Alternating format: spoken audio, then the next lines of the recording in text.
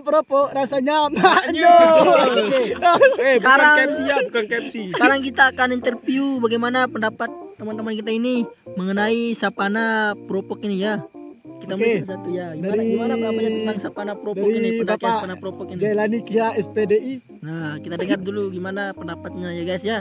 Siapa tahu bisa menjadi inspirasi teman-teman yang ingin mendaki ke Sapana ini, bisa tonton channel ini ya. Gimana What's up pendapatnya? guys? Jangan kemana-mana. Kita lanjut dulu pendapat dari Bismillahirrahmanirrahim. Assalamualaikum warahmatullahi Waalaikumsalam warahmatullahi wabarakatuh. wabarakatuh. Nama Badu.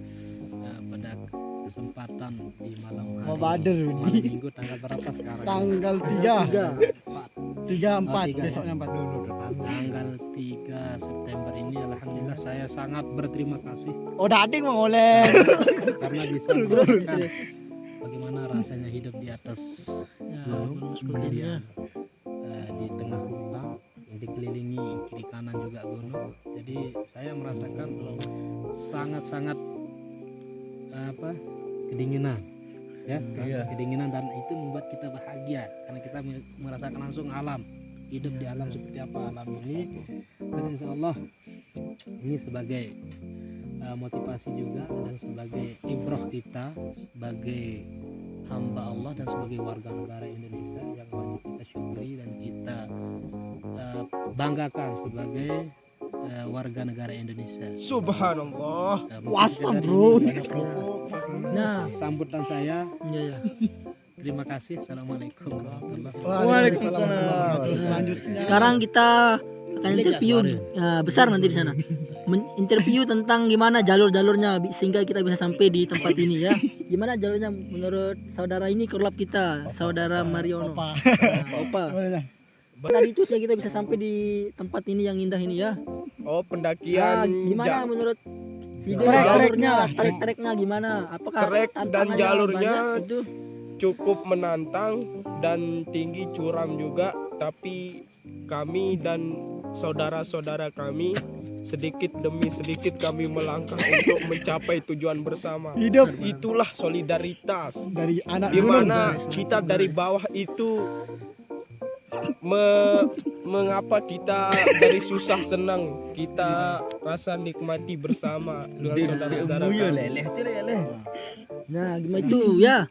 Dan masih banyak teman-teman lagi ya. Siapa tahu mungkin beda-beda, mungkin ada kendalanya, mungkin apa susah senangnya sehingga kita bisa sampai di atas ini ya. Nah, Oke. ini menurut dari saudara kita.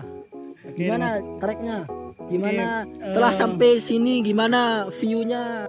Oke, terlanjutin.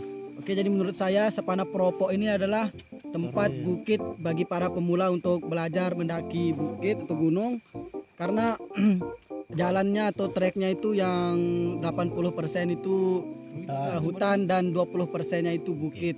Jadi ini adalah saran saya, ini adalah bagi pemula itu cocok untuk mencoba trek ini. Dan di saat